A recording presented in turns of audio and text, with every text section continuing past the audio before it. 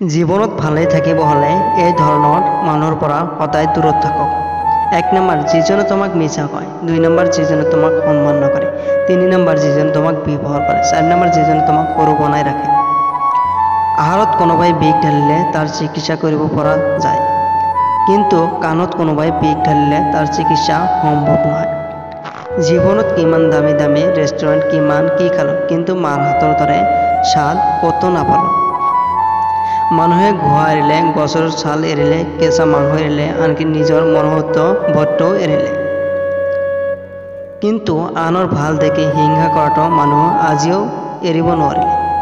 গাখীৰ, দৈ, ঘিউ, মাখন সকলোৱে একেটাৰ পৰাই সৃষ্টি হয়, কিন্তু মূল্য সকলোৰে বেলেগ বেলেগ। সেয়ে মনত ৰাখিবা, জন্মই কেতিয়াও চিৰস্থায়িত্ব নিদিয়ে, কৰ্মই মূল্য নিৰ্ধাৰণ কৰে। কথা হজম কৰিব শিকক, এইটো বহুতৰ ডাঙৰ গুণ। আপোনাক জয় হোৱা সাহায্য কৰিব। কেতিয়াও তৰ্ক কৰি জয় হ'ব নাযাব, এইটো সময়ৰ অপচয়। আপোনাক যিসকলে বিশ্বাস নকৰে তেওঁলোকৰ কথা বাদ দিয়ক, নিজকে বিশ্বাস কৰক। নিজৰ প্ৰতি বিশ্বাসে আপোনাক সকলোৰে বাবে বিশ্বাসী কৰি তোলে। কোনোবাই তোমাক বেয়া ভাবিলে তুমি মন বেয়া নকৰিবা, কাৰণ এজন মানুহ কেতিয়াও সকলোৰে প্ৰিয় হ'ব নোৱাৰে। তুমি তোমাৰ বিবেক লৈ নিজৰ পথত চলা। যিজনে তোমাক চিনা তেওঁ তোমাক নিশ্চয় চিনিব, যিজনে তোমাক বুজাৰ তেওঁ তোমাক নিশ্চয় বুজিব।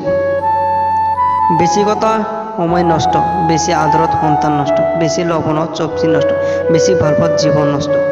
মানুহে যেতিয়া কাৰোবাৰ প্ৰশংসা কৰে তেতিয়া খুব কম মানুহে সেইটো বিশ্বাস কৰে, কিন্তু যেতিয়া নেকি কাৰো বদনাম কৰা হয় তেতিয়া প্ৰায় সকলোৱে সেইটো বিশ্বাস কৰে। মানুহে যেতিয়া অপৰাধ কৰে তেতিয়া সোঁ-বাওঁ আগ-পিছ চাৰিওফালে চাই কেৱল ওপৰলৈ চাব পাহৰি যায়। যাৰ খং আৰু জেদ বেছি থাকে তেওঁৰ জীৱন কোনো থাকিব নিবিচাৰে।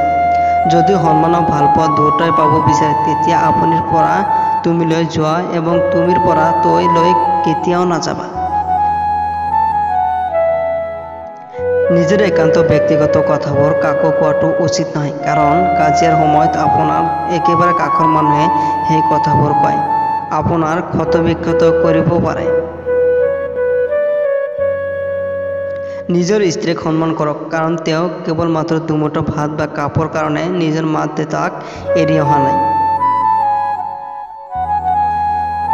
জীৱনত কেতিয়াও নিজৰ গুণবোৰৰ বাবে অহংকাৰ নকৰিবা, কাৰণ এটা শিলগুটি যেতিয়া পানীত ডুবি পৰে তেতিয়া নিজৰ ওজনৰ বাবে ডুবি যায়।